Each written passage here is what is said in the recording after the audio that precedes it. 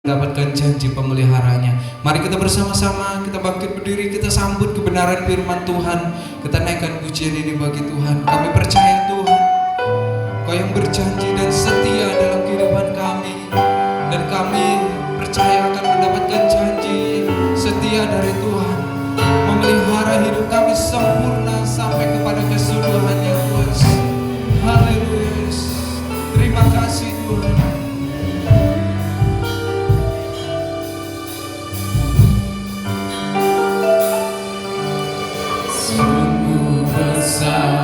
Setiamu, amin. Kau nyatakan bagiku, amin. Terima kasih Tuhan.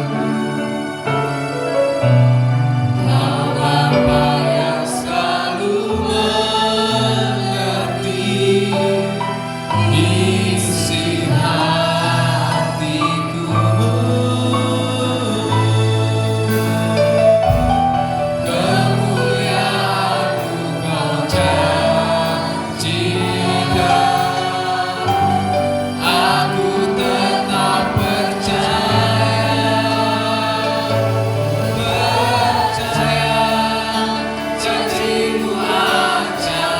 Amin, terukir dalam setiap kehidupan kami.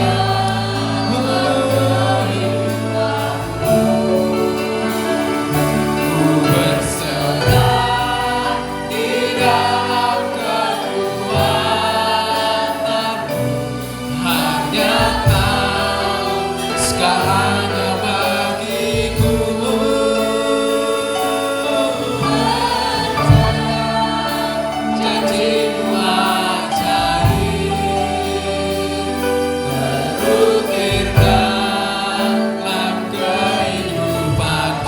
Kami hanya berserah kepada-Mu Tuhan. Berserah di dalam kekuatan-Mu, ku percaya. Terima kasih Tuhan.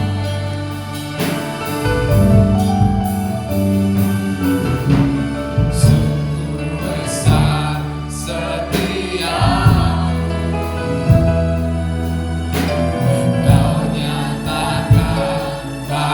Terima kasih Tuhan buat kasih-Mu. Kau Bapa yang selalu mengerti isi hatiku. Haleluya, kemuliaan-Mu Kau sediakan. Kemuliaan-Mu Kau janjikan.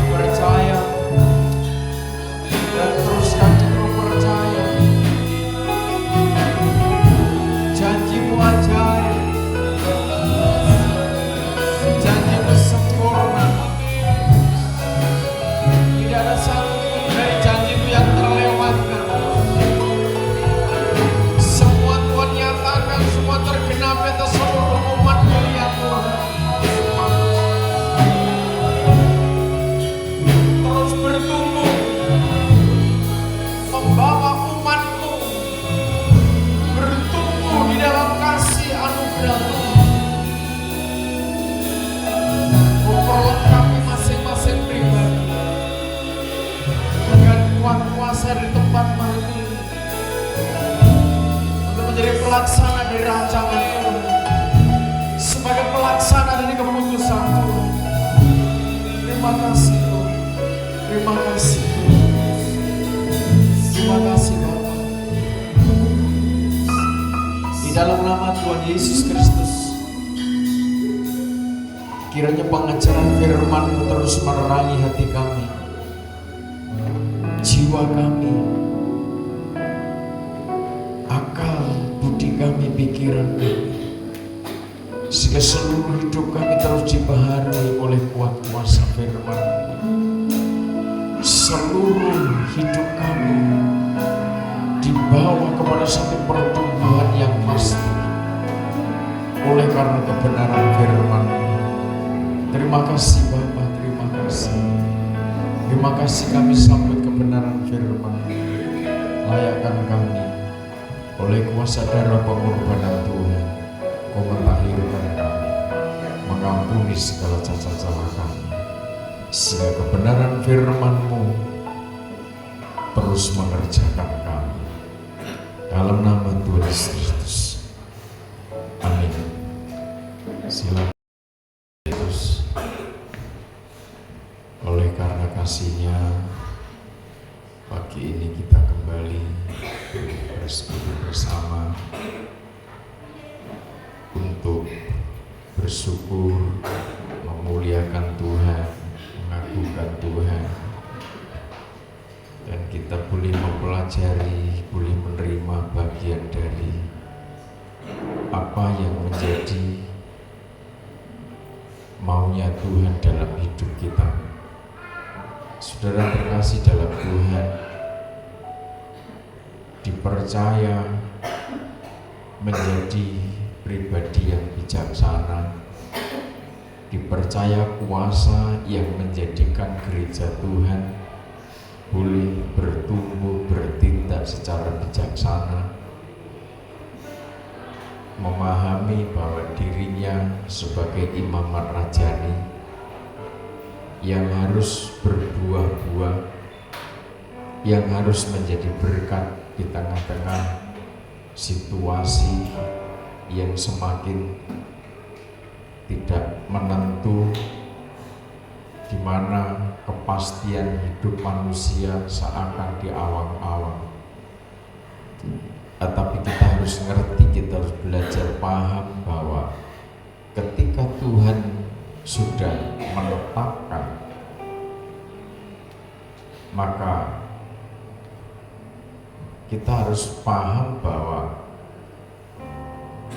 mau tidak mau, saudara itu dibawa kepada satu rancangan, yaitu rancangannya Tuhan. Dan saudara harus paham bahwa ketika Tuhan memaksa saudara untuk ngerti, ketika Tuhan memaksa saudara dengan berulang-ulang firman itu kita terima, kita dengar, karena Tuhan sudah menetapkan saudara. Nanti kita belajar apa itu development psikologi. Kalau saudara memahami tentang perkembangan psikologi umat manusia, umat manusia akan jadi ngerti, jadi ngeh. Ketika umat manusia ngerti perkembangan psikologinya, ini perkembangan psikologi dari dasar, dari nol, dari tidak ada menjadi ada. Ketika kita paham itu, maka kita tidak menjadi umat yang gagal paham. Ketika manusia itu gagal paham terhadap rancangan Tuhan, yang jadi pesakitan itu pendeta, yang jadi pesakitan itu malaikat jemaat, yang jadi pesakitan itu gembala jemaat. Padahal gembala jemaat itu juga manusia dalam proses sesuai dengan aturan yang Tuhan tetapkan atas dirinya juga. Sementara seorang gembala jemaat berproses untuk dirinya, di pundaknya juga ditaruh sebuah tugas, tanggung jawab, kewajiban untuk banyak orang.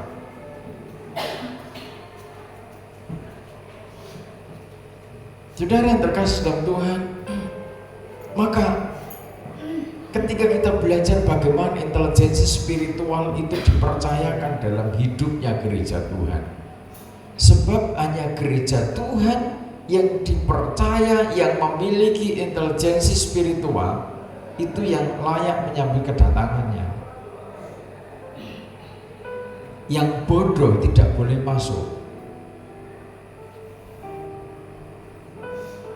Kan menjadi sia-sia ketika kita sudah sepertinya all out. Korban harta oke. Ada sudut pandang orang lain yang tidak menjalani iman kita, menilai bahwa korban harta itu mengkayakan pendeta. Itu kan sudut pandang mereka, itu kan pikiran mereka. Lah apa ngurusi pikiran kita? Jadi saudara menanggapi apa ini, mendengar, melihat apa ini pernyataan-pernyataan, ucap kata, gonggongannya manusia yang tidak percaya pada firman Tuhan yang kita imani. Dari sudut pandang materi mereka menganalisa, menafsirkan, dan ngomong, ya silakan. Kan gitu kan. Jadi kita harus ngerti, tidak ada pendeta hamba Tuhan yang mengkayakan diri, itu tidak ada. Kalau seorang hamba Tuhan dipercaya untuk mengelola seluruh persembahan korban umat Tuhan, maka seorang hamba Tuhan dipercaya hikmat, dipercaya kecerdasan spiritual. Persembahan umat Tuhan itu untuk apa saja, di sana sudah ada rinciannya kan? Bukan mengkayakan diri. Andai kata atau ada pendeta yang mengkayakan diri, pamer bondo, pamer kemewahan, itu bukan hamba Tuhan. Kita harus pilah-pilahkan, dunia ini di mana-mana sama. Manusia punya persepsi, manusia punya pandangan, manusia punya gaya hidup. Tidak pandang orang beragama dan tidak beragama. Jadi kalau manusia itu hanya berhenti pada beragama, agama tidak menyelamatkan manusia. Amin. Amin. Agama tidak menyelamatkan manusia. Yang menyelamatkan kita dari dosa, yang menyelamatkan kita dari kebinasaan adalah Tuhan Yesus dalam pengorbanannya. Firman kebenaran ini yang menjadi fokus, yang menjadi titik tolak untuk kita ngerti rancangan Tuhan itu. Saudara terkasih dalam Tuhan, bagaimana kita membangun, memelihara kecerdasan spiritual itu? Nah, itu berproses. Kita harus jalani proses-prosesnya supaya kemuliaan Tuhan itu terus bertumbuh-tumbuh, berbuah-buah, dan kita menjadi berkat bagi banyak orang. Kita baca dulu Roma pasal 8 ayat 28 sampai 30. Surat Roma pasal 8 ayat 28 sampai 30. Ayat 28, kita tahu sekarang bahwa Allah turut bekerja dalam segala sesuatu untuk mendatangkan kebaikan bagi mereka yang mengasihi Dia, ya, bagi mereka yang terpanggil sesuai dengan rencana Allah. Ya, terus Sebab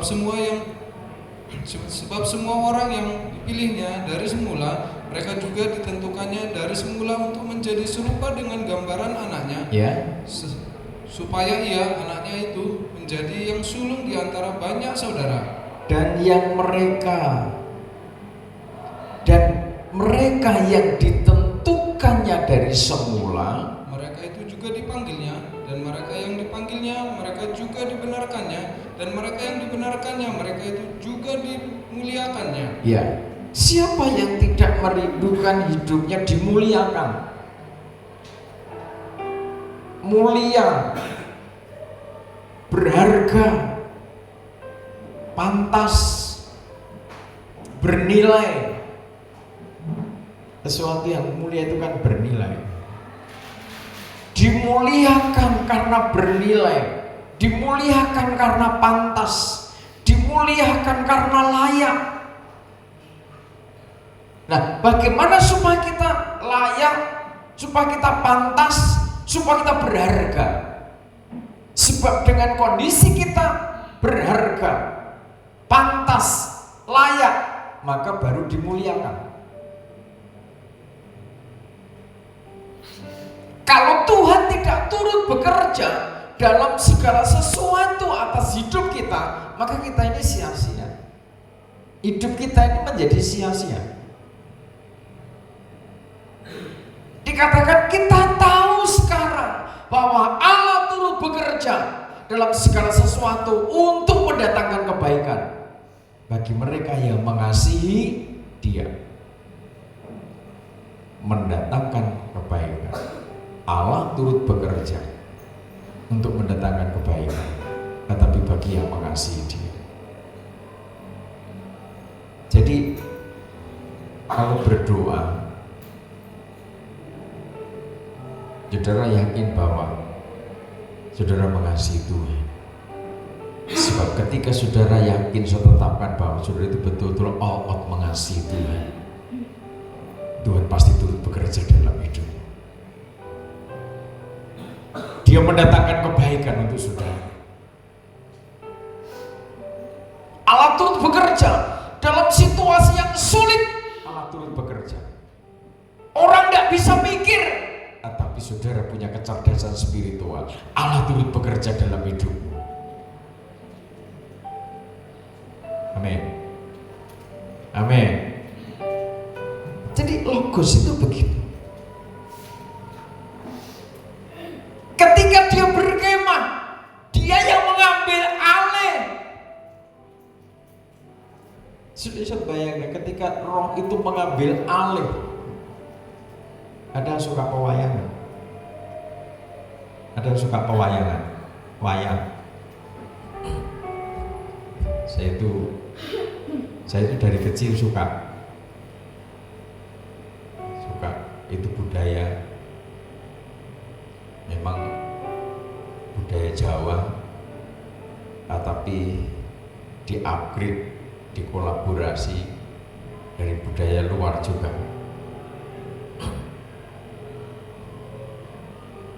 Tapi kalau saudara teliti di dalamnya, saudara korelasikan begitu, saudara bisa bayangkan bagaimana ketika roh itu mengambil alih seluruh hidup. Dalam cerita pewayangan itu, saudara tahu Punakawan, Semar, Gareng, Petro, Bagong. Ini istilahnya hamba, budak. Mereka itu keluarga pelayan-pelayan yang dilayani para ratu, para raja.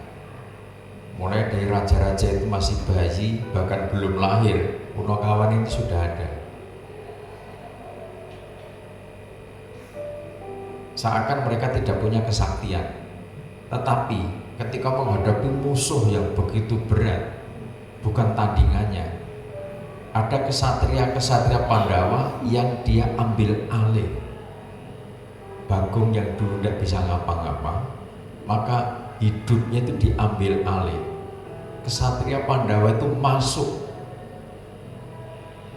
di dalam pribadinya Punakawan itu, sehingga mereka itu jadi sakti-sakti semua.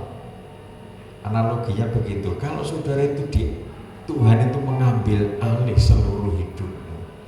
Yang mengambil alih pikiranmu itu Tuhan. Yang mengambil alih hatimu itu Tuhan. Yang mengambil alih jiwamu itu Tuhan. Sehingga seluruh hidupmu dikuasai oleh Tuhan. Sudah sembayang nih. Betapa dahsyatnya kegerakan pembangunan tubuh Kristus itu. Betapa dahsyatnya sudah dipakai oleh Tuhan. Ketika bertanya-tanya masa-masa sulit, bagaimana mengembangkan pekerjaan, bagaimana mengembangkan bisnis di tengah-tengah goncangan perekonomian akhir zaman. Saudara, kalau Tuhan mengambil alih hidupmu, Tuhan mengambil alih pikiranmu, Tuhan yang mengambil alih.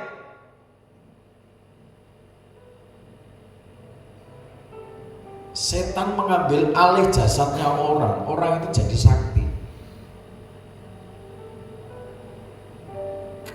Sakti menurut standarnya setan, bukan sakti menurut standarnya surga.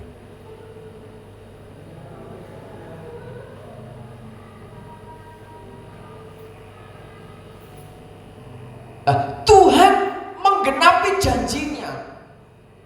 Tuhan turut bekerja atas orang-orang yang mengasihi Dia.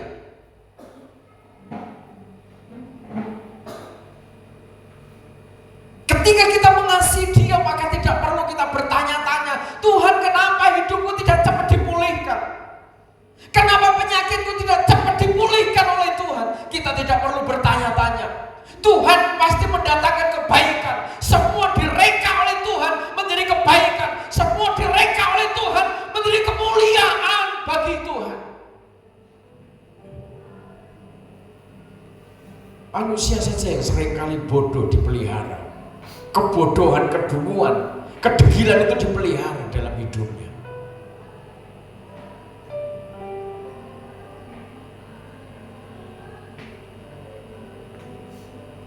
Sebagaimana firman Tuhan, perpecahan demi perpecahan, peperangan demi peperangan di bumi ini antar bangsa tidak akan semakin surut. Orang pengen kedamaian tercipta di mana-mana, tetapi firman Tuhan katakan itu harus terjadi.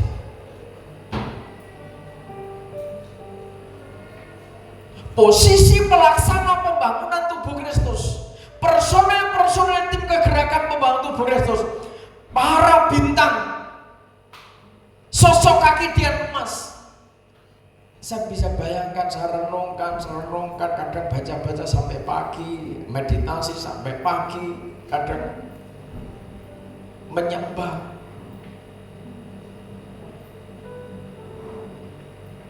Mestinya sudah tampil sebagai sosok kaki Dian Emas yang terus memancarkan sinar terang itu. Ketika dibersihkan pada pagi hari, ngerti yo bahwa tujuan pembersihan itu supaya hidupmu terus dipermanenkan dalam kemuliaan Tuhan.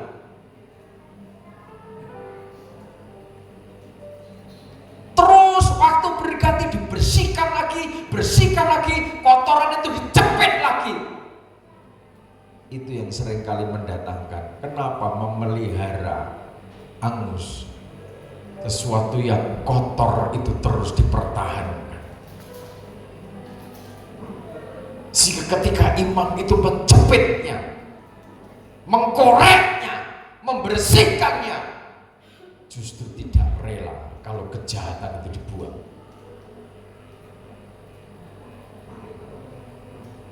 Maunya dosa itu dipeluknya setiap saat. Maunya dosa itu disimpan terus dalam hidupnya.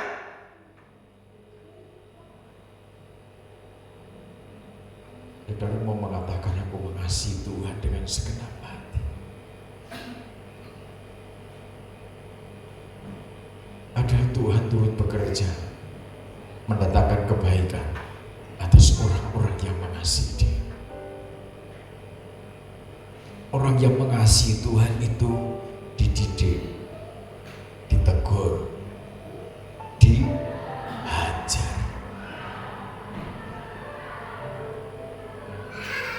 Jadi kalau ada saudara dihajar Tuhan, dicambuk Tuhan, bukan Tuhan itu benci saudara. Daud itu orang dekat dengan Tuhan. Saudara tahu tokoh-tokoh para nabi.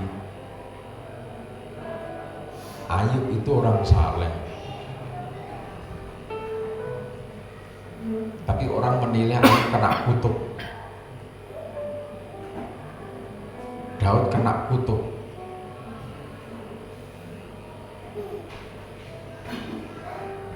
Daud dididik Tuhan. Daud belajar berjuang mengasihi Tuhan. Dan Tuhan turut bekerja di dalamnya untuk mendatangkan kebaikan. Sehingga tokoh Daud yang ditulis dalam kitab Jabur. Kitab Jabur itu bukan kitabnya orang Kristen. Kitab Jabur itu bukan kitabnya orang Kristen, tetapi kitabnya manusia pada umumnya. Amin. Sudah cari, ada enggak kitab Jabur itu khusus untuk orang pengikut Kristus? Tidak ada. Kitab Jabur itu untuk semua orang. Bahkan seluruh kitab dari Kejadian sampai Maleaki, Injil Matius sampai kitab Wahyu, itu bukan untuk orang Kristen. Untuk setiap manusia yang merindukan keselamatan.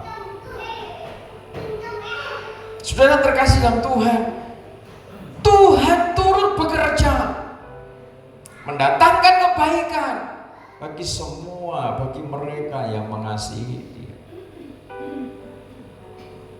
yaitu mereka yang terpanggil sesuai dengan rencananya. Masing-masing punya posisi.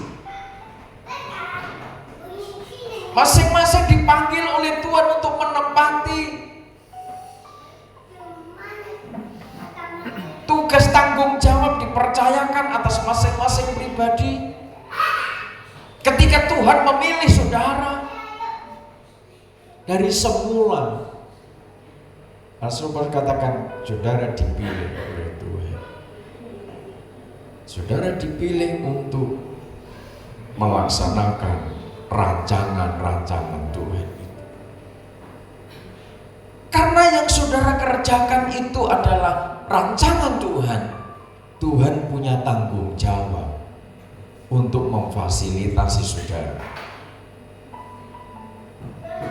Luar biasa, Tuhan itu menata hidup kita itu sudah komplit, sehingga ketika toh kita menghadapi masalah apa saja, maka kelengkapan untuk kita mengurai persoalan itu, kelengkapan untuk kita mengatasi persoalan itu, kelengkapan untuk kita mengerjakan ujian demi ujian itu, Tuhan sudah sediakan. Kita ini hamba, kita tinggal menjalankan saja. Dia mengambil alih seluruh hidup. Ketika kita paham, mulai dari yakinkan, pertetapkan bahwa saudara dipilih Tuhan dari mulanya. Nanti kita baca kitab Mazmur pasal 139. Itu perkembangan psikologi. Para profesor doktor psikologi di dunia itu kalau bicara development psikologi, maka referensi dasarnya dari Mazmur pasal 139, Jabur 139. Jadi itu perkuliahan dasar. Apalagi yang ambil S3 doktoral, itu para profesor itu referensi pertama kalau berbicara tentang development psikologi itu Mazmur atau Jabur 139. Kenapa kita harus memahami itu? Allah turut bekerja. Ketika Allah turut bekerja untuk mendatangkan kebaikan bagi yang mengasihi Dia, kenapa kita harus mengasihi Dia? Ini persoalan. Ketika manusia tidak bisa mengasihi Tuhan, ketika Tuhan sudah melihat kenyataan, manusia sudah tidak mengasihi hukum-hukumku lagi. Manusia sudah melanggar aturan-aturan surga lagi. Ketika Tuhan melihat kenyataan seperti itu, Mungkinkah saudara masih berani berkata bahwa Tuhan turut bekerja dalam hidup? Apa tidak sungkan manusia yang tidak tahu, manusia yang tidak tahu asal muasalnya, maka disebut manusia yang tidak mau mengasihi Tuhan.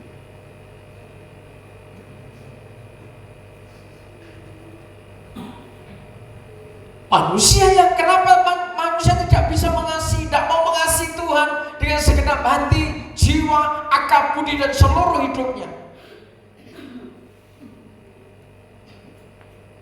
Karena manusia menutup diri terhadap asal usulnya, tidak mau tahu, tidak mau sadar diri kondisi manusia itu. Dari mana sih aku? Maka ketika kita ngerti bahwa manusia itu seperti apa sih, dari mana sih datangnya, dan nanti mau kemana sih, itu psikologi development. Kalau kita berbicara dari mana asalnya, mau kemana akhirnya, lah dari situ nanti kita akan secepatnya akan ngerti, dan manusia akan menjadi pribadi yang betul-betul mengasihi Bapa.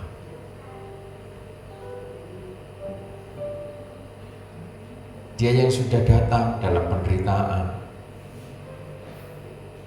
mati dan bangkit pada hari yang ketiga, dia dimuliakan. Kenapa dimuliakan? Dia pantas. Kenapa dia dimuliakan? Dia berharga. Kenapa dia dimuliakan? Dia layak.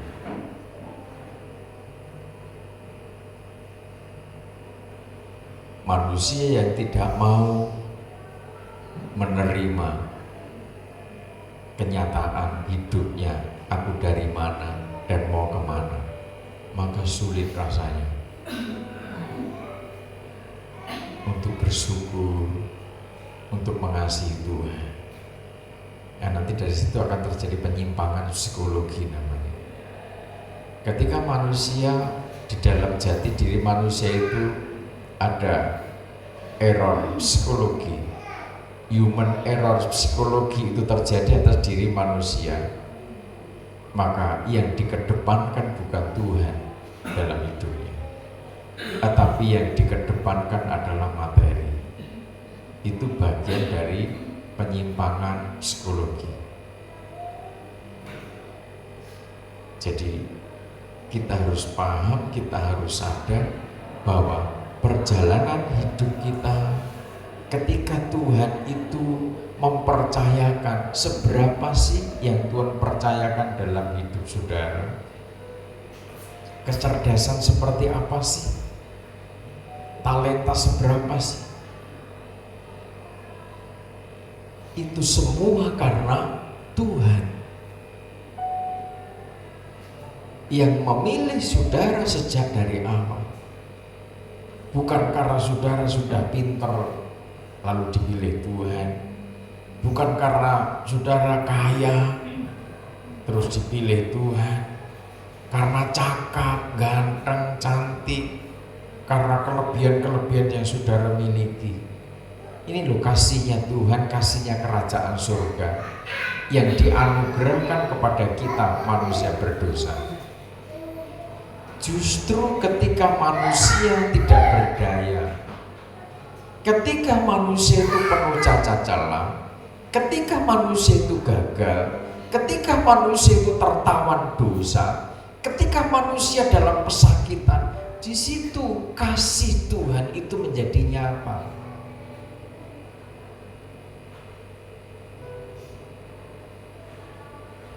Bukan karena kebaikanmu, bukan karena fasilitas, bukan karena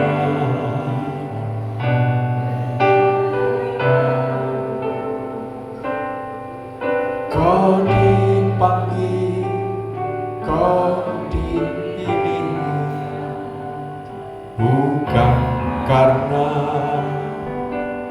kecakapanmu, bukan karena baik rupamu, bukan karena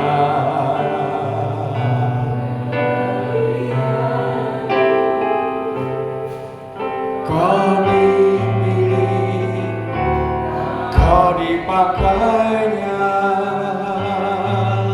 Bila engkau dapat itu karenanya, bila engkau punya semua daripadanya,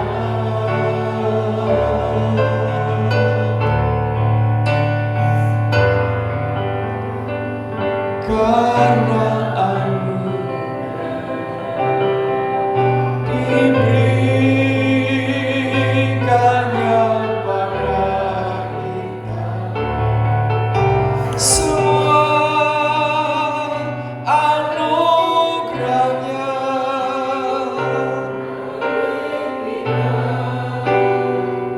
bila kita dipakainya. Saudara, ketika Tuhan itu mengambil alih, Tuhan turut bekerja dalam hidupmu, mendatangkan kebaikan karena saudara mengasihi Dia. Kasihmu terhadap Tuhan itu bukti saudara meresponi anugerah Tuhan. Ada orang tidak mau meresponi anugerah Tuhan. Tahap pertama Tuhan mendidiknya, Tuhan menegurnya, sampai terakhir Tuhan memaksanya dengan cambuk.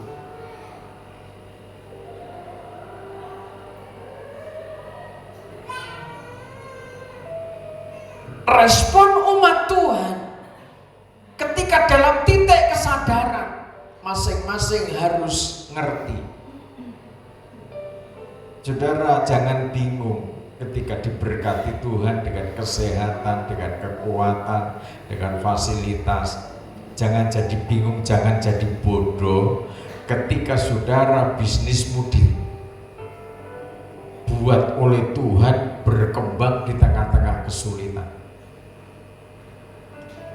Orang-orang sulit, orang-orang ada yang pailit tutup perusahaannya, tetapi Tuhan yang ambil alih hidupmu bisa menjadikan hidupmu, perusahaanmu, pekerjaanmu diberkati. Tujuannya apa? Supaya saudara bisa memberkati orang lain.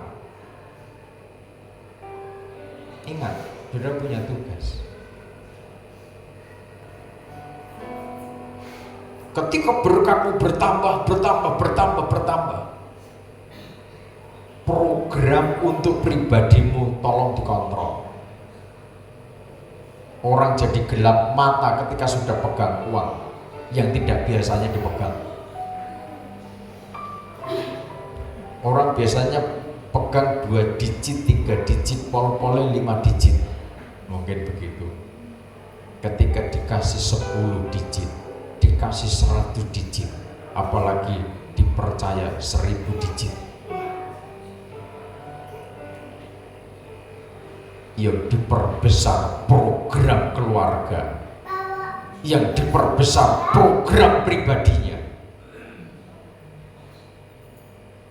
Sementara alokasi, ini bicara materi, alokasi untuk programnya Tuhan justru dikurangi. Ya alamat ini. Iya alamat, wong nek wis ngene iki alamat.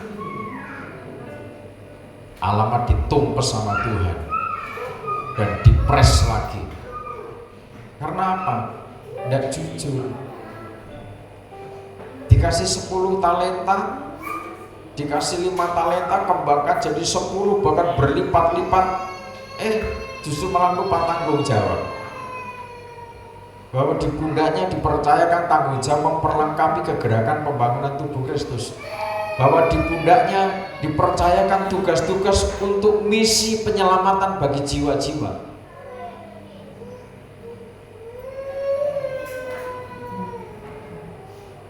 Dan itu terbentuk, mental itu terbentuk bukan ketika saudara menjalankan misi sesuai dengan kapasitas saudara sekarang. Saudara menjalankan misi, tugas tanggung jawab memperlengkapi misi, bukan ketika saudara sudah banyak uang. Mental misi itu terbentuk dari penderitaan demi penderitaan.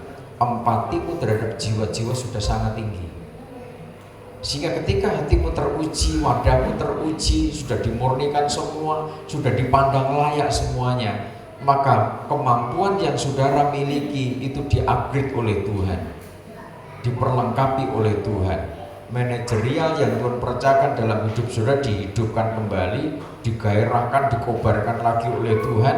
Untuk apa? Supaya saudara bisa memperlengkapi kegerakan pembangunan tubuh Kristus. Sebab dari mulanya sudah dipilih oleh Tuhan. Orang yang tidak ngerti, lah kenapa? Susah payah cari uang, sementara tak korbankan gue pendetomu. Hati-hati dengan mulut, hati-hati dengan lambe. Aturan peribadatan, aturan sebagai orang percaya, kalau kita mempersembahkan kurban, persembahan, arahnya bukan pada personal manusia pendeta. Yang pendeta palsu tidak usah.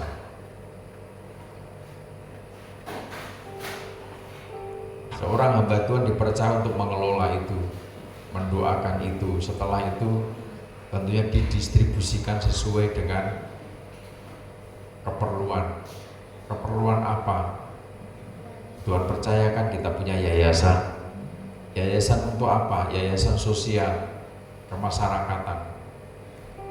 Kita orang mengasihi Tuhan, hubungan kita secara vertikal dan horizontal. Makanya puasa versi penyembah, Yesaya pasal 58 itu urusan dengan Tuhan harus clear. Lah, puasa dengan sesama dikatakan ketika ada orang lapar kasih makan. Orang tidak punya pakaian, kasih pakaian. Orang tidak punya rumah sekalipun, ayo bawa ke rumah, nah rumahmu gede. Tidak gampang loh begitu.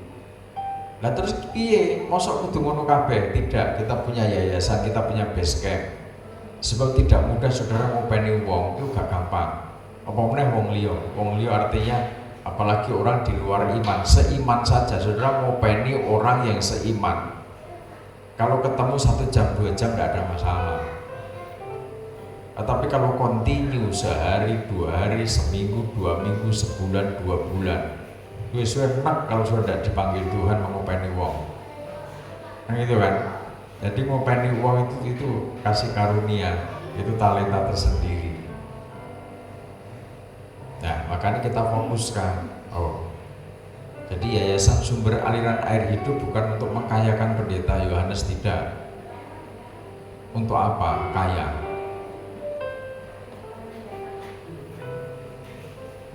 Kalau ada persembahan-persembahan kita distribusikan untuk orang-orang atau anak-anak yang memerlukan.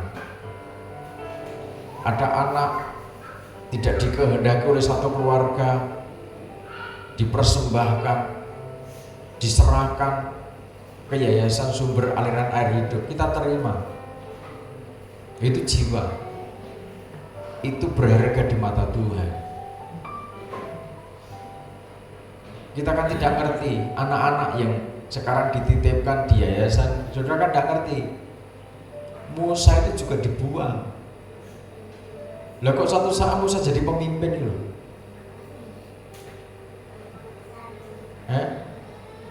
Kita kan tidak ngerti. Banyak anak-anak yang masa kecilnya bertumbuh di panti asuhan, di panti-panti sosial. Mereka ada jadi hamba Tuhan, jadi pejabat-pejabat pemerintah, jadi pengusaha, dan takut sama Tuhan. Dari mana? Dari yayasan-yayasan sosial, dari panti asuhan. Begitu mulianya ketika firman Tuhan sudah mengatakan persembahan-persembahan kurban yang dibawa umat Tuhan yang kita persembahkan, kita doakan, kita distribusikan untuk janda, anak yatim piatu, fakir miskin. Ya, nanti kan ke sana sangat banyak proyek-proyek ke depan sana. Jadi ketika yayasan dipercaya duit banyak, jangan ditimbun di rekening, cepet bikin program. Mungkin bantu teman-teman pendeta yang di pelosok-pelosok, yang ibadahnya masih di gubuk reot begitu, masih banyak.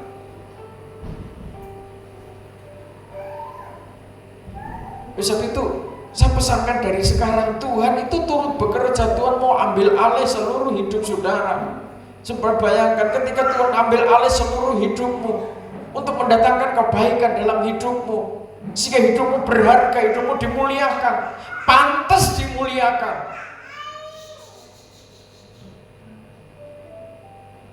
Karena Tuhan percayakan.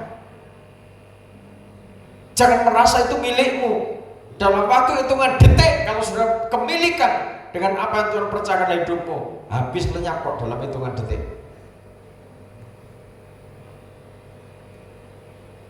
Untuk apa? Kita nanti dipanggil Tuhan juga tidak kita bawa. Sudah mau beli sepeda yang paling bagus, pesen sama anakmu. Nanti nak aku dikubur, tolong ya, ikut dikuburkan di situ. Oke, nggak? Bodoh atau bodoh ini.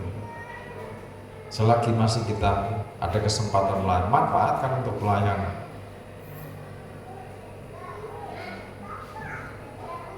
Ada mobil, manfaatkan untuk pelayanan. Ada jemaat yang perlu dijemput, loh, ada bangun pagi-pagi, di mana jemaat yang perlu dijemput, jemput. Itu bentuk pelayanan.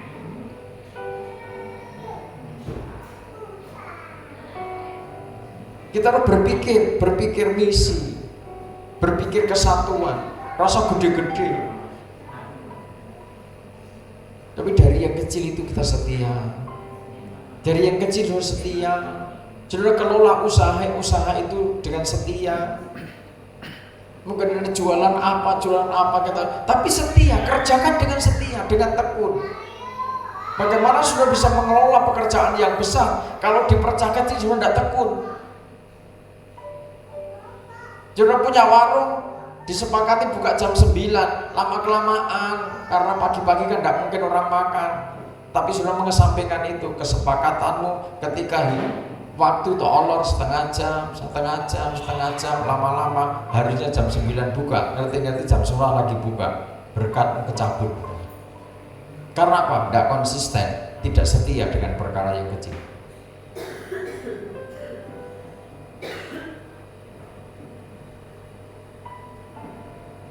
Ketika blek dipercaya yang besar, kaget. Tidak bisa mengelola. Mentalnya tidak terlatih. Semua itu karena anugerah Tuhan. Sadar ketika tidak punya kemampuan yang lebih, kemampuan terbatas. Kalau di-upgrade, kalau ditegur, kalau dinasehati, terimalah dengan baik. Saudara, seorang hamba Tuhan yang dipilih Tuhan tidak mau berdebat dengan umat, tidak mau berbantah-bantah dengan umat. Saya kasih tahu orang-orang yang tulus menempatkan diri dalam tahbisannya karena utusan Tuhan, cenderung banyak diam kalau dicaci maki, cenderung banyak diam kalau ada orang punya asumsi-asumsi seperti ini, seperti itu. Saudara belajar setia dengan perkara yang kecil. Tuhan turut bekerja dalam hidup saudara. Tuhan ambil alih seluruh hidupmu. Kalau Tuhan sudah buka pintu, gembala akan arahkan. Gembala bukan pengusaha. Gembala tidak mau pegang sebuah bisnis. Sekalipun ada pendeta, seorang bisnismen, dan dia khotbah sana sini, silahkan. Nanti penilaian itu kan dari Tuhan. Dan bagaimana ketika kegerakan ini yang sekecil ini harus mengerjakan pelayanan-pelayanan diakoni dan lain sebagainya, maka ada pentingnya SDM. Kalau relasi-relasi terbuka, maka harus dipercayakan pada siapa? Baik para full timer, demikian juga para penatua harus siap mengelola suatu saat. Gembala tidak mau gegabah, tidak mau bodoh mengelola sebuah bisnis. Kalau saya memutuskan bisnis, maka tak taruh kependetaan saya. Saya taruh tugas imamat, apapun risikonya. Kalau itu orang bodoh. Tetapi ketika ada relasi-relasi, maka saudara yang oleh kasih karunia Tuhan, saudara dianugerahi Tuhan, dipercaya talenta-talenta untuk mengembangkan itu. Itu bagian saudara.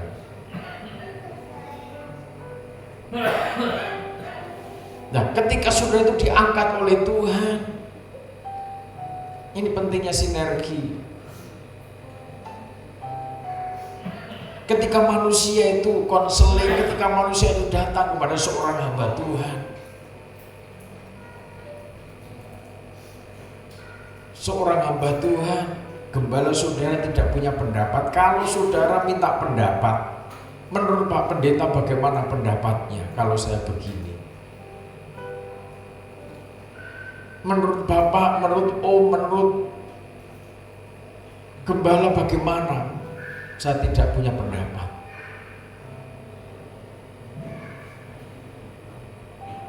Kita kembali ke firman saja. Apakah firman, aturan firman mengizinkan langkahmu atau tidak? Coba kalau pendapat manusia, engkau dibayar batang, bawa apel, bawa buah-buahan sebanyak-banyaknya, nanti mempengaruhi pikirannya. Saudara jangan coba-coba nyuap gembalamu dengan persembahan yang banyak-banyak supaya permintaan saya dikabulkan, karena permintaanmu berlawanan dengan firman.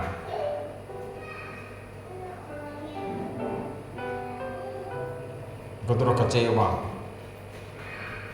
lalu batin, terus gue barang pirang-pirang, akhirnya yo tidak didukung, tidak disetujui.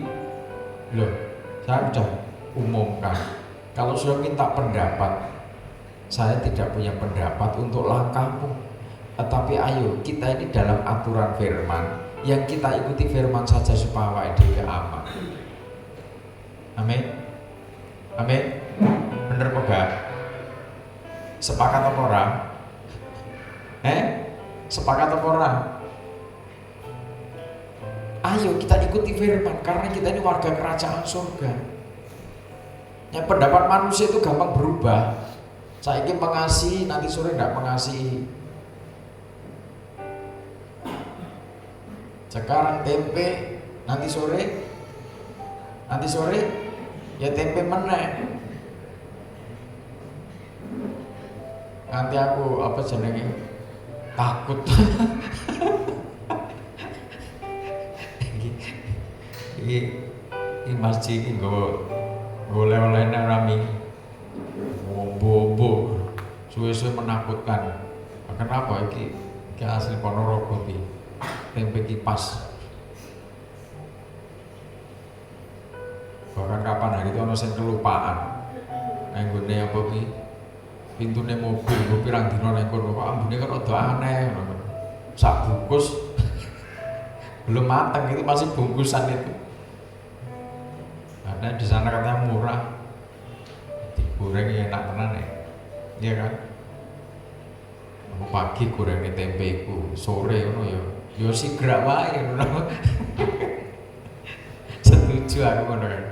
Tapi mau jadi ini nak saben minggu kita komplenger iki, menakutkan iki tempe Ponorogo iki. Ombo lho, bukan kipasan ke ISIS ya. Tapi enak tenan kok. Jadi tiap minggu ya gak apa-apa lho nasi. Ini ngopi. Darah. Kita balik ke firman. Saya katakan, aku kadang ke kebun, tinggal masuk WA. Aku naik WA sampai saya kadang mau ke sana kemarin tidak tenang bawa kacamata nih. Lain umpamane apa ini tidak WA itu apa HP segini ya panas. Kadang di kantong saya itu headset apa orang konseling ngebel gitu rada suwe langsung tak colok kayak gitu lah. Karena apa ini kan panas, kupingku lho panas. Bukan panas ngamuk. Iki lho HP itu lho nek lama untuk ngobrol kan panas toh. HP itu panas. Lah panasnya kan jadi ngene kuping. Karena pakai headset kan tidak terlalu. Headset rumahnya sih. Dan ada kan WA itu. Wah iki. Tapi kasus ini sama. Rata-rata dari luar Jawa, luar kota, luar provinsi, luar pulau itu kasusnya manusia ini ngono-ngono gitu. Cuman volumenya aja yang berbeda-beda. Tengah malam, maaf Mbak, tolong doain. Saya sudah tidak kuat rasanya tinggal di rumah ini. Tengah malam, saya harus bantu. Andai kata saya keluar rumah, saya pergi, terus saya pergi kemana?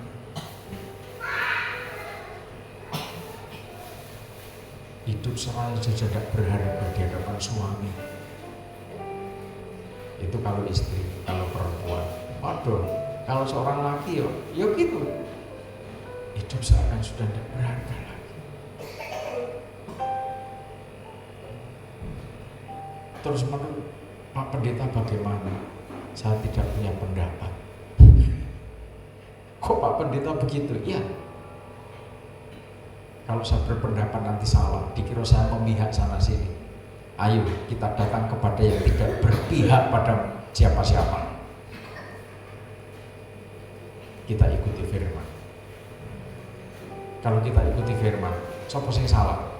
Di hadapan firman ini sing salah siapa? Di hadapan firman yang salah siapa? Manusia. Itu dengan pendapat manusia kan? Tapi kalau kita di hadapan Tuhan, maka kita akan sadari, oh iya, aku yang salah sebagai suami. Aku belum bisa menempatkan diri sebagai suami yang baik.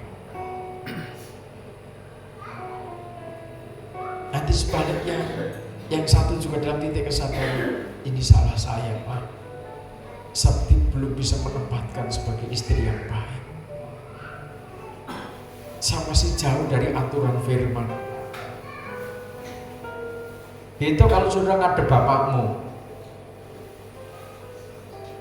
iya kan? Sudah ngadep bapakmu, oh bapakmu mau motornya kero. Motornya kero itu memandang sebelah mata. Betul. Tapi nek kita, ayo kita datang ke firman. Kita buka aturannya piye sing urip iki.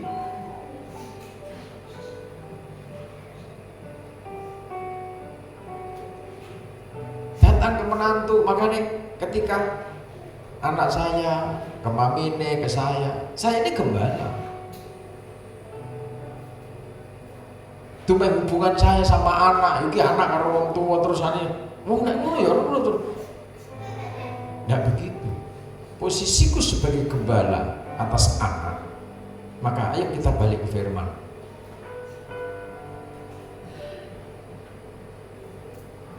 Sebagai akal manusia, sebagai manusia seutuhnya. Kalau saya berpikir logis sebagai manusia, sebagai orang tua jasmani, sebagai keluarga jasmani, beda nanti kesimpulannya. Maka ketika sudah datang kepada firman, datang kepada seorang gembala yang memihak kepada firman, sudah tidak usah takut, tidak usah khawatir. Asalkan saudara, kan ada manusia itu begini, ada orang datang ke saudara, Pak jangan bilang-bilang loh ya, yang tahu hanya sampean roh. Ya, pokoknya yang tak kasih tahu ini hanya sampean roh. Si A contohnya gitu ya. hanya sampean tok sing tak jak ngomong iki. Bar ngono ngomong ketemu B. Karo B ya kondo, hanya sampean tok sing tak jak ngomongan iki. Sebab aku percaya karo sampean. Sampean iku plekku. Wis loro wis. Itu karakter, itu mental. Nanti kepada orang yang ketiga juga ngomong begitu saja. Isin tak jak ngomong niku sampean lho ya. Terus yang dipercaya sapa? Makanya dalam aturan tahbisan seorang penatua itu ada kriterianya. Seorang penatua, wakil gembala, para pelayan perjamuan kudus, itu aturannya tidak boleh bercabang lidah. Yang punya lidah cabang itu hanya bulan. Nah, imam tidak boleh. Istri harus satu, harus dewasa.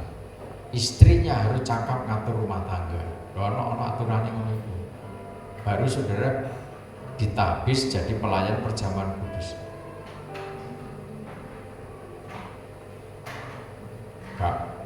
Gak serta merta sak gampangnya gitu, enggak ada aturan. Dan aturan-aturan seperti itu sampai sekarang masih dipegang, masih dijalankan oleh gereja-gereja yang memang ini gereja yang betul-betul legendaris, melegenda, sejarah, histori, perkembangan gerejanya sudah cukup matang. Nah, kita tidak boleh gegabah. Ya, kita belajar development psikologi. Mazmur 139. Jadi Allah turut bekerja mendatangkan kebaikan bagi yang mengasihi Dia. Kita menerima, kita meresponi anugerahnya. Dasarnya apa? Dasarnya dari ini. Ini dasar dari perkuliahan development psikologi. Mulai yang pertama, Mazmur atau Zabur 139. Doa di hadapan Allah yang Maha Tahu. Yang pertama, untuk pemimpin biduan Mazmur Daud. Tuhan, Engkau menyelidiki dan mengenal aku. Kau mengetahui kalau aku duduk atau berdiri. Kau mengerti pikiranku dari jauh. Ya, jadi umat manusia harus mengerti perkembangan hidupnya secara normal. Urut-urutan. Kenapa sih? Dari mana sih? Sehingga kami ada, sehingga saya ada. Ini urut-urutannya bagaimana? Ketika kita ngerti histori perkembangan psikologi manusia, maka kita nanti akan berada pada titik kesadaran di hadapan firman.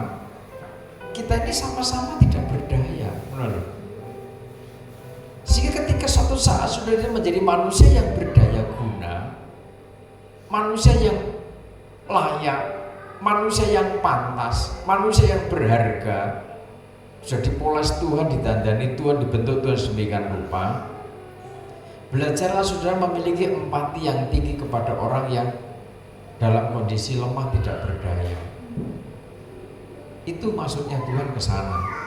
Jadi engkau menyelidiki dan mengenal aku. Tuhan itu mengenal persis saudara. Tuhan ngerti caranya didik saudara itu dengan cara bagaimana, strategi seperti apa. Ketika saudara itu abai, ketika saudara itu seakan-akan kau tidak perlu Tuhan, Tuhan punya cara mengingatkan saudara. Kalau gembala dipakai Tuhan mengingatkan saudara, seakan tidak direken, seakan tidak digubris, seakan-akan udahlah, apa sih ikut-ikut aku. Agar Tuhan juga punya cara. Nah, ini tinggal bagaimana kepekaan batin masing-masing. Kalau masing-masing punya kepekaan batin, batinnya terasah. Sebab pikiranmu itu terbaca oleh Tuhan. Tuhan mengetahui ketika engkau duduk, ketika engkau berdiri. Pikiran kita itu dibaca terus oleh Tuhan. Ayat 3, engkau memeriksa aku. Kalau aku berjalan dan berbaring, Ya. segala jalanku kau maklumi. Ya, ketika sudah dalam situasi kondisi ngapa saja, jangan anggap Tuhan itu tidak ngerti.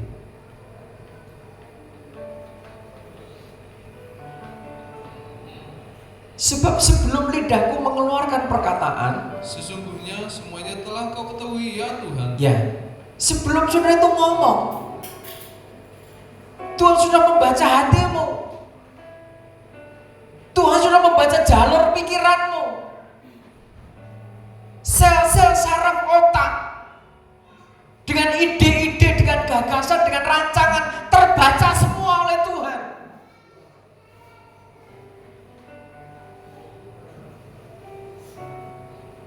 Tadi malam punya rencana ini kok beribadah ini. Tuhan mengerti kok. Nah, orang tuamu, di depan orang tuamu sudah bisa bicara, Ma, aku nanti ke sana. Itu kayak orang tuamu, atau kadali. Nenek Tuhan itu ngerti kok. Oh, yang membuat sarafmu sampai sarafmu ada saatnya bisa diputus oleh Tuhan, tek, satu saraf saja. Itu berdampak untuk yang lain, organ-organ yang lain. Tetapi untuk saraf yang putus itu Tuhan juga bisa nyambung kok. Manusia gak bisa nyambung saraf, tetapi Tuhan sempurna nyambungnya. Gak usah diajari Tuhan. Begitu dasarnya Tuhan itu. Sebelum lidahku mengeluarkan perkataan, sesungguhnya semuanya telah kau ketahui ya Tuhan. Ayat 5, Dari belakang dan dari depan engkau mengurung aku, ya, dan engkau menaruh tanganmu ke atasku. ya. Terlalu ajaib bagiku pengetahuan itu, Ya. terlalu tinggi, tidak sanggup aku mencapainya. Nah, kalau saudara renungkan, iya, sudah itu dikurung Tuhan sudah itu. Sudah dikurung oleh Tuhan. Dikurung. Karena dari mulanya sudah dipilih oleh Tuhan. Makanya masing-masing itu harus ngerti. Suami fokus pada aturan suami. Tuhan kasih aturan kepada kita para suami. Ayo ikuti aturan itu. Bagaimana menjadi suami? Tuhan juga kasih aturan bagaimana menjadi istri. Istri fokus untuk mengikuti aturan itu. Wes toh, nek ndak nabrak aturan pasti baik. Kalau suami ndak nabrak aturan pasti baik.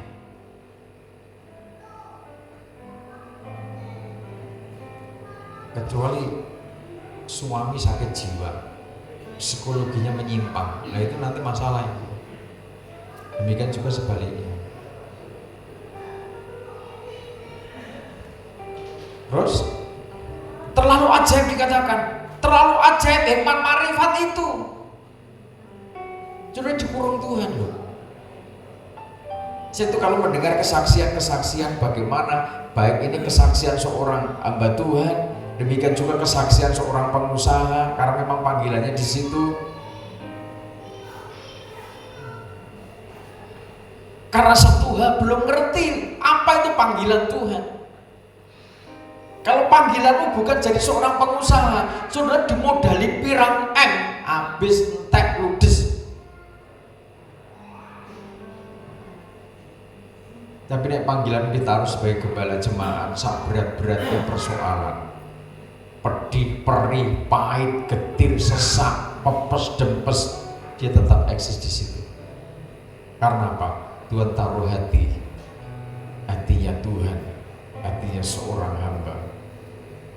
Pikiran dan perasaan Kristus ada di dalam. Orang punya asumsi buruk terhadapnya, itu bahaya. Orang punya pikiran buruk terhadap orang yang disangkar Tuhan, itu bahaya. dia damai, dia nyantai saja. Tetapi saudara, ada orang-orang yang fasik, punya pikiran buruk terhadapnya, justru dipermalukan. Saudara, dari belakang, dari depan, orang pilihan Tuhan itu dikurung. Kemana aku dapat pergi menjauhi rohmu? Kemana aku dapat lari dari hadapanmu? Ya, Jika aku mendaki ke langit, engkau di sana. Ya, Jika terus? aku menaruh tempat tidurku di dunia orang mati, di situ pun engkau. ya terus. Jika aku terbang dengan sayap fajar dan membuat kediaman di ujung laut, juga di sana tanganmu akan menuntun aku, dan tangan kananmu memegang aku. Jika aku berkata, biarlah kegelapan saja melingkupi aku, Dan terang sekelilingku menjadi malam, ya maka kegelapan pun tidak menggelapkan bagimu. Terus, dan malam menjadi terang seperti siang, kegelapan sama seperti terang. ya manusia terlampau picik, terlampau dangkal yang dipikirkan. Ketika persoalan demi persoalan dihadapi, wis gak iso mikir nek ngene iki. Lu sampe mate nek ngene iki. Merindukan kegelapan datang. Justru terang itu semakin bersinar. Mendambakan sesuatu yang seakan-akan kenapa aku mikir seperti ini lagi. Ada yang berpikir, saya tua malah saya sorong. Tua itu dulu refreshing, piknik, happy berdua. Kapan diadakan khusus sing tua-tua tok piknik, butuh rasa ngejak butuh. Aku ora dingu kayak, lah ngapa Pak De? Iya, lah ngapa iki Om? Mau ngapain nih? Nara lucu kan? Ketika sudah sebagai orang tua, sudah ada cucu, refreshing kan di situ. Kairos itu seneng minta ampun. Ketika saya ajak doa, kan udah lama dia pengen ikut itu kan, naik ke bukit itu. Opa, bolak-balik dipeluk Opa, adik senang sekali Opa. Iya. Di tenda, apa? Masuk sembahyang, dia ditidurkan. Duduk tapi lama-lama dia tidur di depannya mama itu kan. Wis tidur tuh, pikirin tuh dilebok nih diangkat jeruk tenda. Setelah ditaruh di dalam, melayu metu naik, langsung di terasa tenda itu lema-lema karena delok bintang. Apa adik senang, bolak-balik kamu, adik senang sekali. Iya, ini doa ya, iya. Adik suka ikut doa begini, iya. Jujur sekali. Nanti rembulannya datang pun enggak? Rembulannya lagi piket enggak datang. Bintangnya datang enggak datang. Ini bintangnya datang, yang Mbak Farhan datang, nanti bintangnya datang. Ya, Mbak Farhan enggak datang, bintangnya enggak datang. Ya senang ya. Saudara, itu refreshing. Ada yang walaupun di sana dingin, kalau sudah mau naik bawa jaket yang tebal karena dingin. Nanti saya kedinginan, buruk-buruk kedinginan gak bisa sembahyang, malah pusing, kepusingan tahu mulai harus untuk akhirnya tidak dapat apa-apa. Siap semua disiapkan. Nah kalau kesumuan ya tinggal ngelepas saja jaketnya gitu kan. Nah, tapi saat-saat ini di tempat itu dinginnya luar biasa, mantap tuh. Jaketmu tebel aja, kadang kalau tidak tebel los, sudah bisa memuliakan Tuhan. Setelah doa bersama, syafaat, sudah bisa rest sebentar, sudah langsung bisa meditasi sampai pagi. Saudara, ketika kita menghadapi sesuatu yang mungkin menyesal, mengharapkan fajar pagi, kok malam ini merentang lama sekali. Tidur kelihatannya sudah lama sekali tidurnya, ngerti-ngerti bangun masih lagi jam 1:30 rek. Soro rek dadi wong tuwa, nggonen sembahyang. Nek gak iso turu, nggonen sembahyang. Sembahyang. timbang loro moto, pedes, perih, sepet, bukan nonton film kan malah sakit. Gue sembahyang. Udah lah, kalau kita suami, kita istri, ikuti aturan firman ya guys. Maksud tidak boleh ngikuti nasihat orang tua. Orang tua kadang nasihatin tidak alkitabiah. Iya toh, menasihati anaknya sing alkitabiah, aman sudah sebagai orang tua. Jangan memihak sana sini. Apa orang-orang yang kalau pastor ke pastor itu terus tak bilang ngono. Tidak ada pembela manusia. Mari kita cari pembelaan di depan Tuhan. Nah Tuhan tunjukkan kamu itu salah.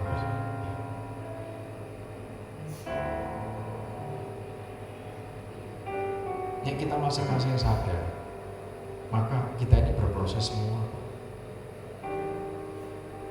Ayat 13, sebab engkaulah yang membentuk buah pinggangku, menenun aku dalam kandungan ibuku. Sudah bisa bayangin gak?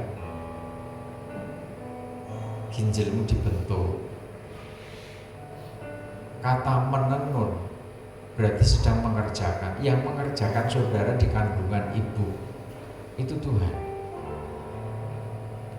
Mau dibentuk seperti apa?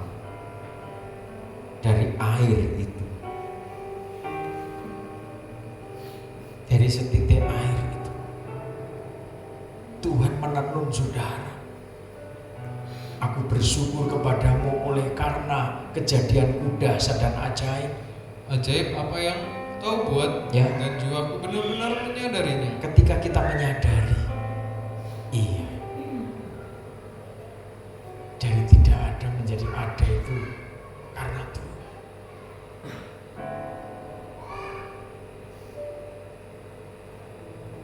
Dari setetes air ibarat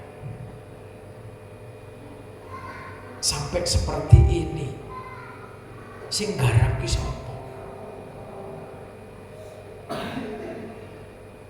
Kalau beberapa saat yang lalu saya katakan, untuk kita sampai saat ini ada, itu ada banyak orang yang terlibat dalam perjalanan sejarah hidup kita. Seberapa keterlibatan orang atas sejarah hidup kita,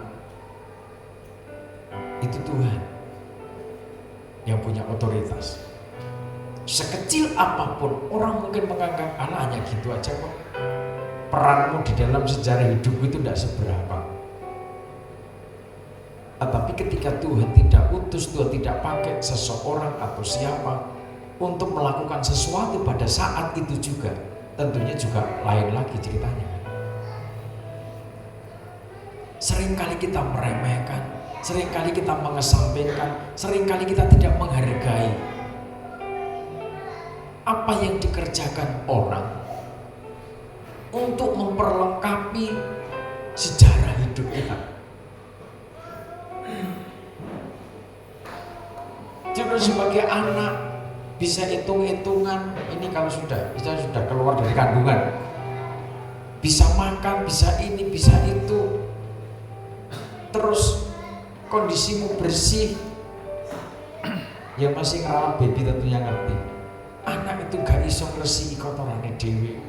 Pipis harus didampingi, BAB harus didampingi, dibersihkannya, dipakaikannya popok itu, dipakaikannya celana itu, dimandikannya, terus semua. Ada orang-orang yang Tuhan pakai menghantam, mengukir sejarah hidup saudara. Ketika saudara paham, saudara ngerti betul dan bersyukur karena begitu ajaib dahsyat kejadianku. Maka ketika saudara satu saat ketemu seseorang, oh iya, saya dulu begini, saya dulu begitu, katakanlah terima kasih Nek, terima kasih Pak D. Saudara, seringkali kita abai. Kita merasa sampai saat ini karena aku. menganggap orang lain tidak pernah melakukan sesuatu untuk saudara.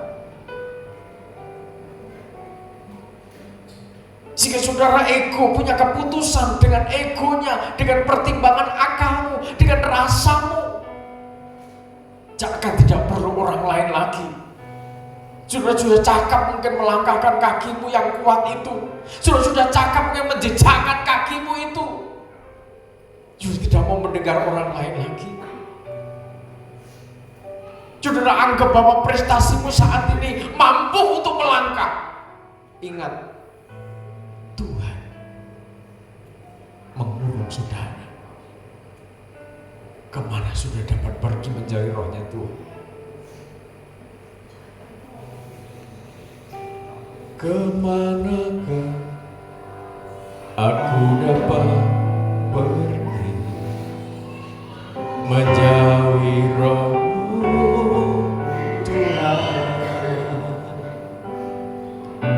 Ku berlari mendaki ke langit, namun Engkau ada di sana. Aku terbang dengan sayap wajah, diam di ujung bumi, namun tanganmu menuntunku selalu, bawaku mendekat padamu. Engkau Tuhan, Maha Tahu betapa dahsyatnya kuasa-Mu, hadirat-Mu ini menuhiku, bawaku mendekat padamu. Dengan kekuatan apa kita mau menjauh dari Tuhan? Kalau saya ditanya apakah dalam situasi yang tidak berdaya gembala pernah mau lari dari kenyataan? Ya, katakan dan lantang kepada Tuhan, Tuhan, kalau Tuhan tidak kasih kekuatan atas hamba, dengan kekuatan apa hamba melangkahkan kaki? Lebih baik dengan ketidakberdayaan hamba lepas dari tanggung jawab ini. Untuk apa ketika Tuhan tidak membela hamba? Terlalu berat beban-beban masa depan kegerakan ini, terlalu berat beban umatmu yang harus hamba tanggung.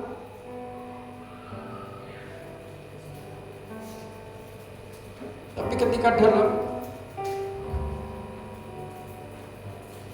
dalam perenungan, dalam kasih-Nya Tuhan, saya katakan,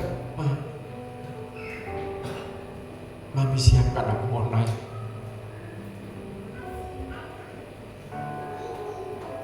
Kasih tahu orang-orang siapa yang mau naik, silakan.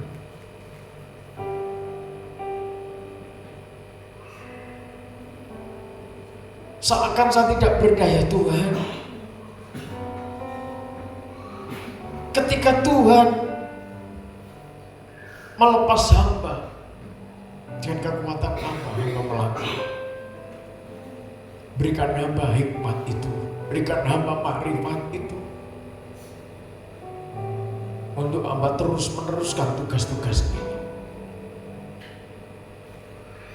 Setiap saat orang membawa beban, setiap saat orang sharing tentang beban hidupnya, hamba punya belas kasihan kepada mereka. Tetapi kalau tanpa kuasa-Mu, tanpa kekuatan dari Tuhan, tanpa campur tangan Tuhan, hamba kasihan dengan mereka. Mereka meratap, mereka menangis, mereka mengadu, terpuruk dalam penderitaan. Kalau Tuhan tidak pakai hamba, untuk apa? Kalau Tuhan tidak memperhatikan mereka, Tuhan mengampuni mereka. Mereka tidak berdaya melawan dosa. Mereka tidak berdaya melawan maut itu. Kuatkan, tegakkan mereka Tuhan. Hamba tidak berdaya, mereka juga umat-Mu yang tidak berdaya. Seakan kami menjadi bulan-bulanan dosa, menjadi bulan-bulanan setan setiap saat. Usaha terancam bangkrut, usaha terancam pailit. Tuhan tolong, tegakkan mereka. Saudara, kita tidak bisa lari. Kita mau sembunyi di mana? Kita mau berkelit dengan cara apa? Kita mau berbantah di hadapan Tuhan dengan kekuatan apa? Kita ini setetes air.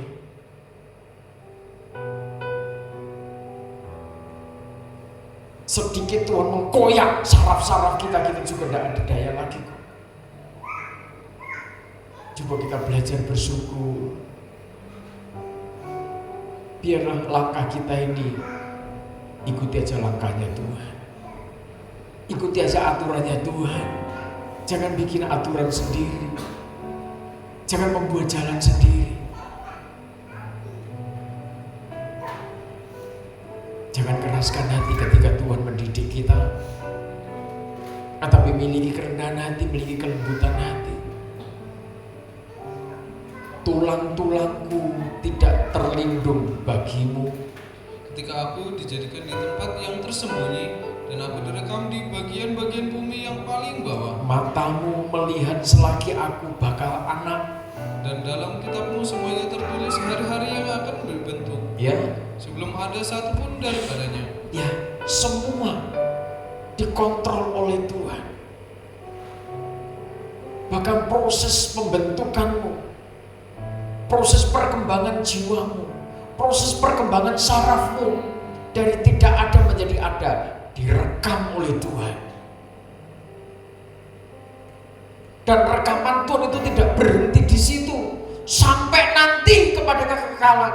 Sudah dimuliakan semua aktivitas tubuhmu, saraf terkecil, sel-sel direkam oleh Tuhan.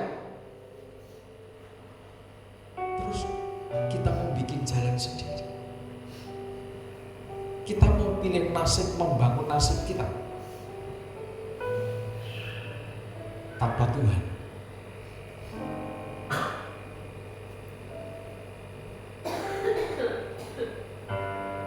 Manusia kadang terlampau berani dengan Tuhan. Manusia yang tidak berakal sehat terlampau angkuh melawan aturan Tuhan.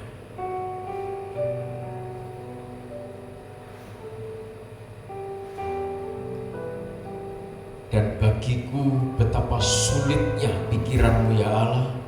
Betapa besar jumlahnya. Jika aku mau menghitungnya, itu lebih banyak daripada pasir. Apabila aku berhenti, masih saja aku bersama-sama Engkau. Ya, sekiranya Engkau mematikan orang fasik ya Allah, Sehingga menjauh daripadaku penumpah-penumpah darah dan yang berkata-kata dusta terhadap Engkau dan yang melawan Engkau dengan sia-sia.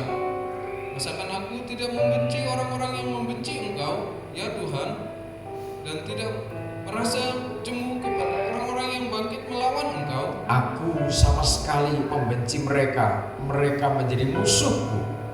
Selidiki aku ya Allah, dan kenallah. Pujilah aku dan kenallah pikiran-pikiranku. Lihatlah apakah jalanku serong, dan tuntunlah aku di jalan yang kekal. Ya, biarlah kita berada pada tuntunan Tuhan. Jadi saudara, ketika Tuhan sudah menganugerahkan, Tuhan turut campur atas orang-orang pilihan Tuhan untuk mendatangkan kebaikan, maka ternyata Tuhan itu sudah memilih saudara. Karena Tuhan sudah memilih saudara, maka masing-masing pribadi, orang-orang yang dipilihnya itu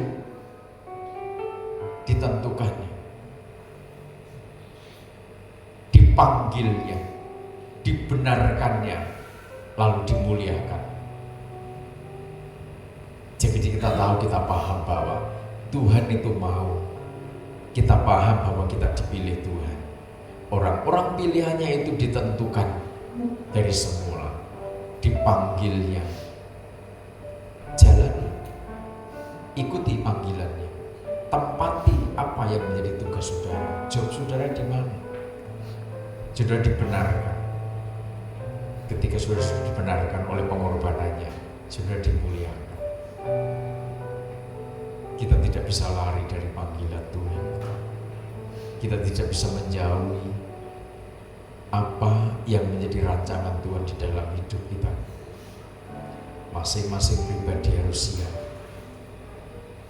untuk selalu bersyukur, untuk mengucap syukur, untuk menundukkan diri di hadapan Tuhan.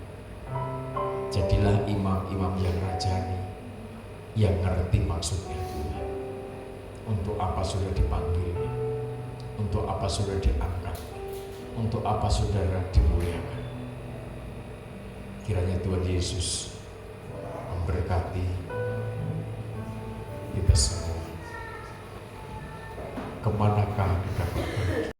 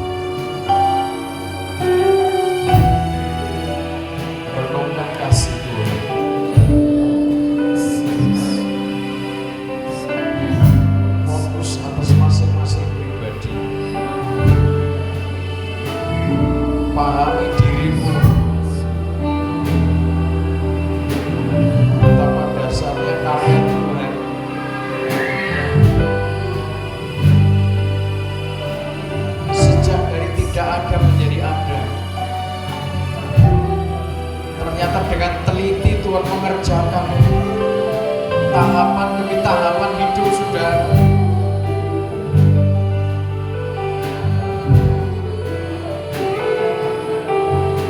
Andai kata karena kesulitan, andai karena persoalan hidup, karena tantangan, karena himpitan,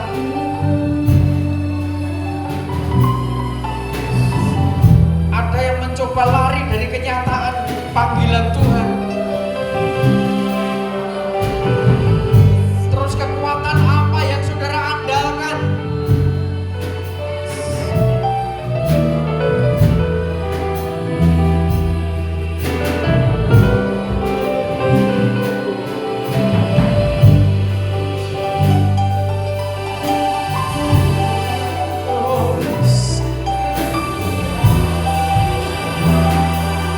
Sebab di mana saudara ada, di situ Tuhan ada melihat saudara.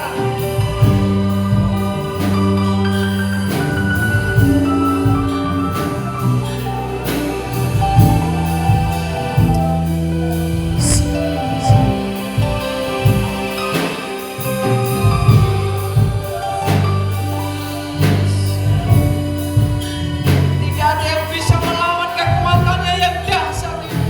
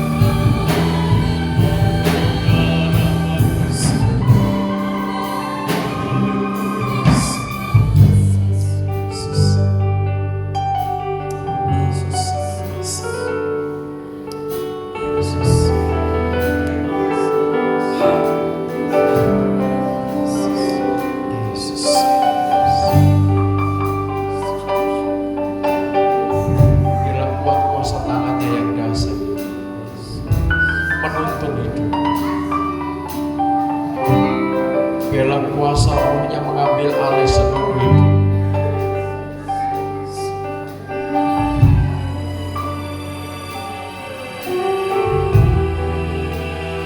Percaya, percaya bahwa kasihnya sempurna menjangkau saudara. Selemah apapun, sehina apapun hidupmu di mata manusia, Tuhan dari kerajaannya yang sempurna itu melawan saudara. Dia yang mencipta saudara, saudara menjadi milik kesayangannya.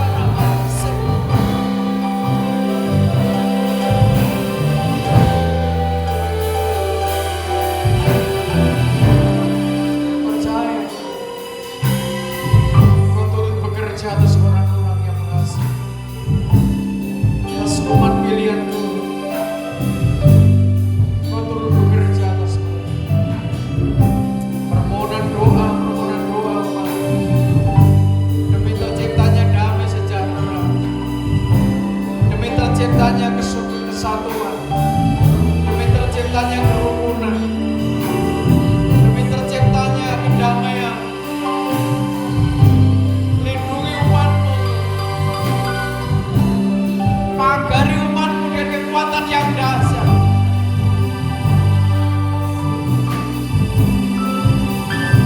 Setiap langkah kaki yang menuju kebinasaan, kami percaya tangan kuasa-Mu yang dahsyat sanggup mengambil mereka, menyelamatkan umat-Mu.